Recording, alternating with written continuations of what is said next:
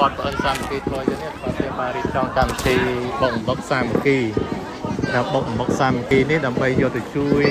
ឧបត្ថម្ភដល់វរៈកងទ័ពដែលកំពុងតែប្រយុទ្ធជាមួយនឹងសត្រូវឈ្លានពានដល់វរៈកងទ័ពរបស់យើងដើម្បីការពារទឹកដីនៃប្រជាណាចក្រកម្ពុជារបស់យើងអញ្ចឹងហើយបានទី1ទី2ទៀតក៏ដើម្បីអនុវត្តទៅតាមប្រសាទដ៏ពងពោះរបស់សម្ដេចអគ្គមហាសេនាបតីតេជោហ៊ុនសែនជាប្រសិទ្ធភាពនៃប្រជាណាចក្រកម្ពុជាទៅស្មារតីបានដឹកនាំពុទ្ធបរិស័ទសិស្សនិស្សិតនៅវត្តប្រអិនសាមគ្គីធម៌ទាំងអស់នៃសាកលវិទ្យាល័យសម្ដេចព្រះមហាក្សត្ររាជគូព្រីរៀបចំកម្មវិធីបងនេះឡើងដើម្បីរៀបចំខ្ចប់យកទៅជូនដល់វរៈកងទ័ពរបស់យើងដែលកំពុងតែការពារទឹកដីនៃប្រជាណាចក្រកម្ពុជារបស់យើងនៅខ្សែបន្ទាត់ព្រំដែនចឹងបាទអញ្ចឹងព្រះអង្គចឹងកម្មវិធីបុកអំបុកនេះព្រះអង្គរៀបចំប្រហែលថ្ងៃដែរព្រះអង្គសូមមានជារៀបចំថ្ងៃទី13នេះនិងថ្ងៃទី14ស្អែកថ្ងៃទី14យ៉ាង2ថ្ងៃ2ថ្ងៃបាទ2ថ្ងៃ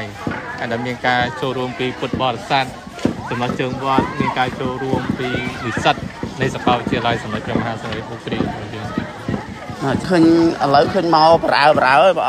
អង្គឃើញមកប្រើមើលដល់ពេលល្ងាចតិចទៀតដឹងច្រើនមកទេព្រោះខ្លាចតែខ្វះត្បាល់បុកវិញដល់ពេលញាតិញោមរបស់ប្រហែលជាខ្វះត្បាល់ព្រោះត្បាល់របស់យើងមានតែ10ចាំប៉ុន្តែអត់អីទេយើងនឹងទោះបីតែយើងផ្លាស់ប្ដូរគ្នាដើម្បីជាការបង្ហាញនៅទឹកចិត្តរបស់យើងជូនដល់ព្រះកងទ័ពរបស់យើងថាទោះបីតែប្រជាពលរដ្ឋគឺជាសមរភូមិខាងក្រោយអញ្ចឹងទាំងសមរភូមិខាងក្រោយទាំងសមរភូមិខាងមុខគឺយើងនៅជាប់ជាមួយគ្នាហើយយើងមានការរួមគ្នាសាមគ្គីគ្នាដើម្បីលើកទឹកចិត្តដល់វរៈកងទ័ពរបស់យើងដែលកំពុងតែការពារទឹកដីនៃប្រជាណាចក្រកម្ពុជារបស់យើងមានកន្លែងទទួលមូលនិធិអាត្មាបានទទួលនឹងចាប់តាំងពីថ្ងៃ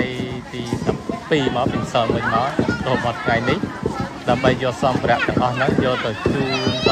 ជួយដល់ជនចិត្តសឹកផងទៅជូនដល់ព្រះកងទ័ពរបស់យើងផងអញ្ចឹងយើងឃើញថានៅពេលដែលប្រទេសជាតិរបស់យើងមានទុក្ខលំបាក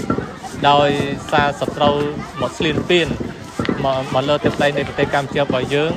គឺប្រជាជនរបស់យើងមានការសាមគ្គីគ្នាល្អណាស់សាមគ្គីគ្នាពូនជ្រុងគ្នារួបរวมគ្នាជាមួយនឹងរាជរដ្ឋាភិបាលនៃប្រជាណាចក្រកម្ពុជារបស់យើងបានសេចក្តីថាប្រជាជនកម្ពុជារបស់យើងនឹងគឺជឿជាក់នឹងទុកចិត្តទៅលើរាជរដ្ឋាភិបាលជឿជាក់មានភាពកក់ក្ដៅ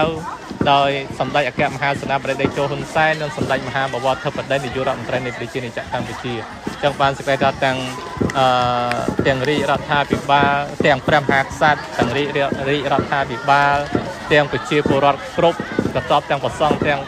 កសក់អីទាំងអស់ហ្នឹងគឺមានការរួមគ្នាជាធ្លុងមួយដើម្បីការពារទឹកដីនៃប្រជាណាចក្រកម្ពុជារបស់យើងដើម្បីជាការលើកទឹកចិត្តដល់ព្រះកងទ័ពរបស់យើងដែលកំពុងតែការពារ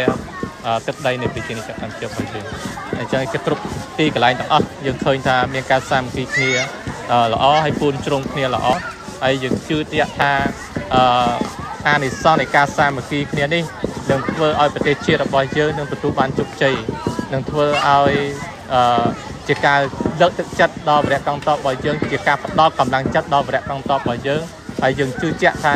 ប្រទេសជាតិរបស់យើងនឹងទទួលបានជោគជ័យទៅលើប្រជាមិត្តរបស់យើង